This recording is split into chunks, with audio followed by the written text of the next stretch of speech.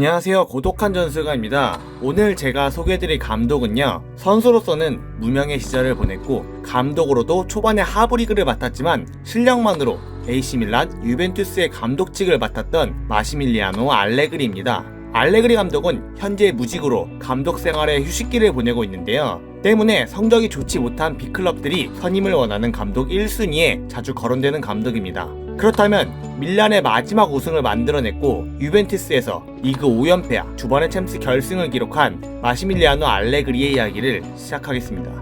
1967년 8월 11일 이탈리아 토스카나주 리보로느시에서 태어난 알레그리는 어렸을 때부터 스포츠 광이었는데요. 5살의 나이에 아버지와 같이 간 경마장에서 경마에 지대한 관심을 가지기 시작했고 대부분의 이탈리아 어린이들처럼 축구 또한 열정적으로 좋아했습니다. 때문에 학업 성적이 좋지 못했기에 부모님이 알레그리에게 많은 잔소리를 할 수밖에 없었는데요. 하지만 알레그리는 공부만이 인생의 전부가 아니고 충분히 다른 것을 하면서 인생을 잘 살아갈 수 있다고 생각했습니다.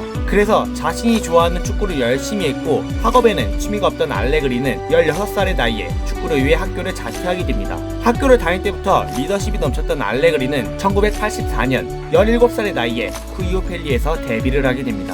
하지만 그라운드에서 7경기밖에 출전하지 못했고 결국 이적을 하게 되는데요. 이후 자신의 고향의 클럽인 리보르노에 입단하며 출전 경기를 늘려갔고 덧붙여 앞으로의 감독직에 대한 꿈을 키우게 됩니다. 월권이라 생각할 수 있지만 자신의 감독이나 코치의 방식이 마음에 들지 않았고 자신만의 방식으로 팀을 운영하고 싶어 했는데요. 실제로 그런 일이 일어나지는 않았고 문제가 발생하지는 않았지만 이 시점부터 코칭에 대한 관심을 가지기 시작했습니다. 그리고 피사와 파비아와 같은 하브리그 클럽을 전전하다 1991년 2부 리그인 세리에 B에 페스카라에 입단하게 되는데요. 거기서 자신의 감독과 코치로서의 은사 지오바니 갈레오네를 만나게 되고 둘 사이에 강한 유대감을 형성하게 됩니다. 갈레오네의 지휘 아래 페스카라의 주전 미드필더로 뛰며 입단 한 시즌 만에 세리에의 승격을 이뤄냈고 마침내 24살에 1부 리그에 입성하게 됩니다. 1부 리그에서도 그의 활약은 이어졌고 1부 리그에서만 12골을 넣으며 세리 A 클럽들이 그에게 관심을 보내기 시작했는데요. 결국 1부 리그에서 나름 성공적인 시즌을 보내고 있는 카일리아리로 이적하게 됩니다. 이후 2시즌간 많은 경기에 출전하였지만 페스카라에서 보여준 실력만큼 발휘하지 못하였고 결국 자신의 페스카라 시절 은사인 갈리오네를 따라 1995년 2부 리그의 페르자로 이적을 하게 되는데요.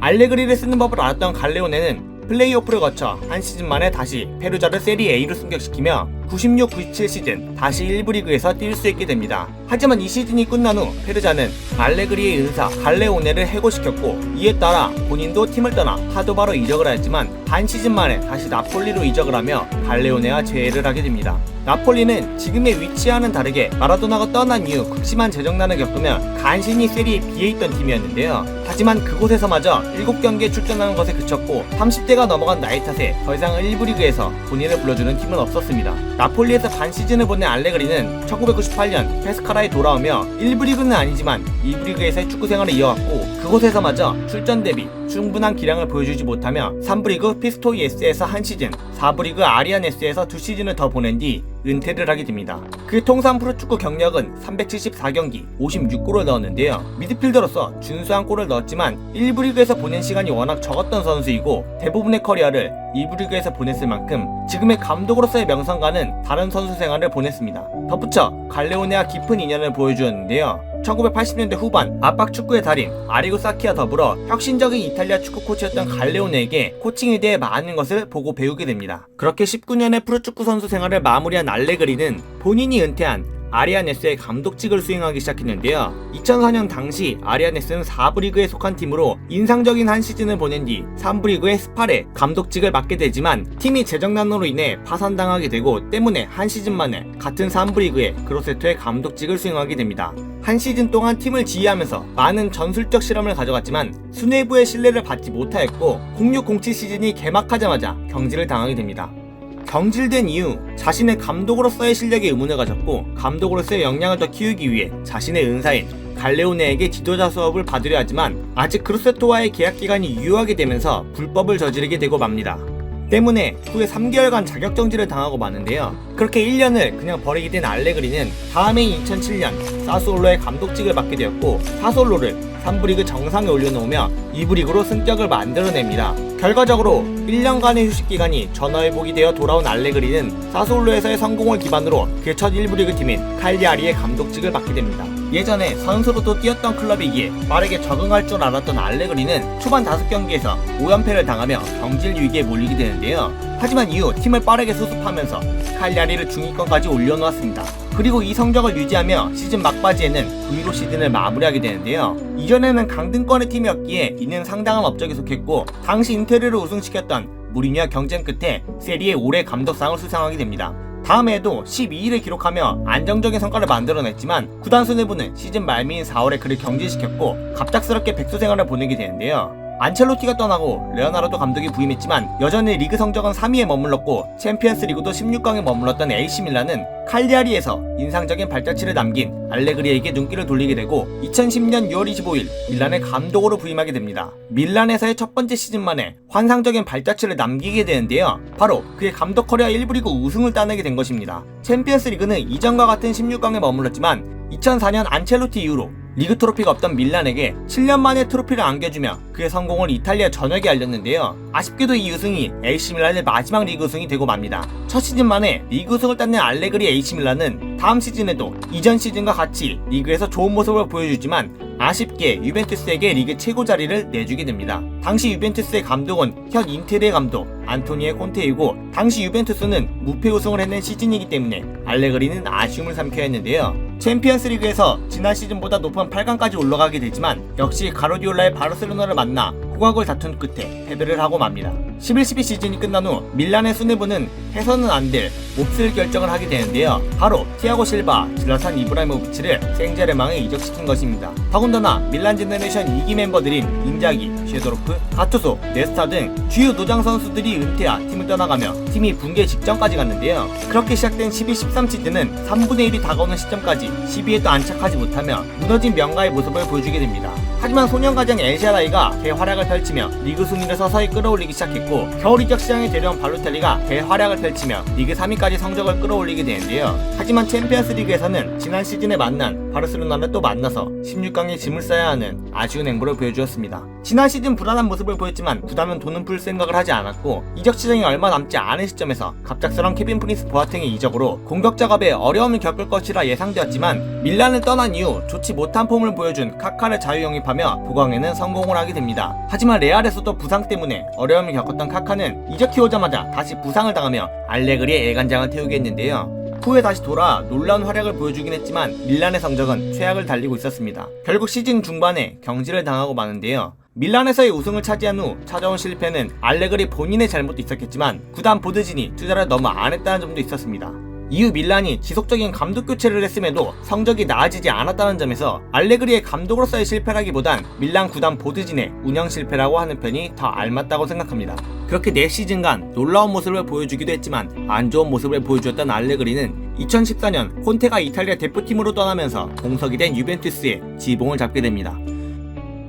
세리에에서 워낙 독보적인 스쿼드를 구축했던 유벤투스이기 때문에 밀란에서의 한을 품고 있던 알레그리는 자신의 감독으로서의 역량을 엄청나게 뿜어냈는데요. 3시즌간 3-5위 전술로 리그를 제패했던 유벤투스에게는 단 한 가지 아쉬웠던 점이 있었습니다.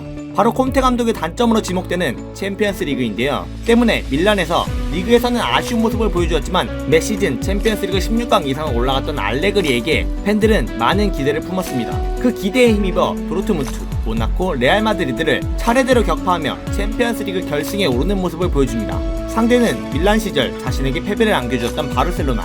하지만 아쉽게도 이 시즌은 엔리케 감독의 트래블 시즌으로 MSN에 가공할 만한 공격력에 또다시 무릎을 꿇게 되는데요. 다음 시즌이 1-5-16 시즌 피를로, 테베즈, 요렌테, 호망 등을 내보내게 되지만 디발라, 만주키치, 케디라, 루가니, 콰드라도, 산드로 등을 영입하게 되면서 나름 알찬 영입을 보여주었지만 너무 많은 선수들이 바뀐 탓인지 리그 10라운드까지 3승밖에 거두지 못하며 12위에 머무르게 되는데요. 안정적인 수비라인과 포그바를 필두로 뛰어난 중원을 가졌지만 공격진에서 좀처럼 득점을 뽑아내지 못하는 모습을 보여주었습니다. 이후 케비가 터지면서 26라운드 볼로냐 무승부를 제외하고 15연승을 내달리더니 37라운드 베로나 패배를 제외한 나머지 리그에서 전승을 거두며 또다시 유벤투스는 리그 5연패를 이룩하게 됩니다.